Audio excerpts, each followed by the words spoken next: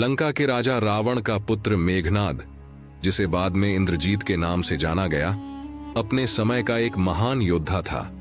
वह बचपन से ही असाधारण प्रतिभा का धनी था और उसकी शक्ति को देखकर स्वयं रावण भी आश्वस्त था कि उसका पुत्र भविष्य में अद्वितीय वीर बनेगा।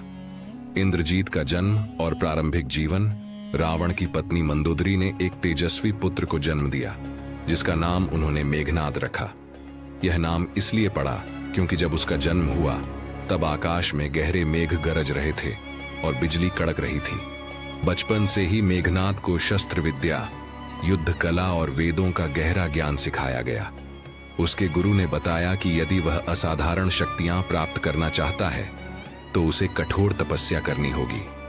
तपस्या और ब्रह्मा से वरदान युवावस्था में पहुंचते ही मेघनाद ने घोर तपस्या करने का निर्णय लिया। उसने कई वर्षों तक जंगल में कठिन साधना की और घोर तप किया।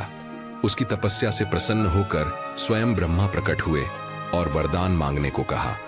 मेघनाद ने वरदान मांगा कि वह अमर हो जाए, लेकिन ब्रह्मा ने कहा कि यह संभव नहीं। तब मेघनाद ने एक और उपाय पूछा जिससे वह अजेय बन सके। ब्रह्मा ने कहा कि यदि वह एक विशेष यज्ञ संपन्न कर ले तो उसे कोई नहीं हरा सकेगा।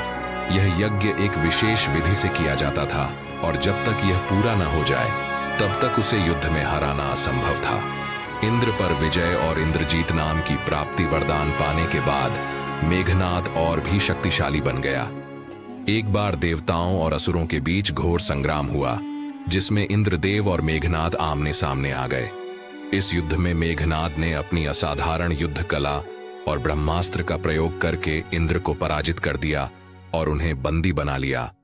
जब यह समाचार ब्रह्मा तक पहुंचा तो उन्होंने मेघनाद से कहा कि वह इंद्र को मुक्त कर दे। मेघनाद ने ब्रह्मा की बात मानकर इंद्र को छोड़ दिया, लेकिन ब्रह्मा ने उसकी वीरता और पराक्रम से प्रभावित होकर उसे एक नया नाम दिया, इंद्रजीत, जिसका अर्थ था जो इंद्र को जीत चुका हो। इस प्रकार मेघनाद, जो पहले केवल रावण का पुत्र था, अब समस्त लोकों में इंद्रजीत के नाम से विख्यात हो गया।